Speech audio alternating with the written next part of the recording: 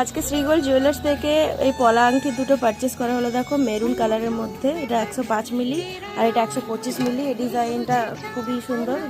আর তার সাথে একটা নোয়া, কই দেখি হাতটা দেখো। এই যে একটা গিনি নোয়া, কত সুন্দর দেখো, নিউ ডিজাইন। ওর এক দেখাতেই পছন্দ হয়েছে, তাই তো? অনেক সুন্দর লাগছে দেখতে। তো বলো, এই নিয়ে সেকেন্ড টাইম তো?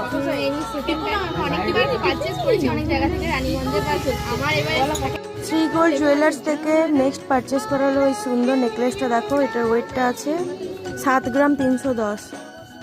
ডিজাইনটা অনেকটা ইউনিক।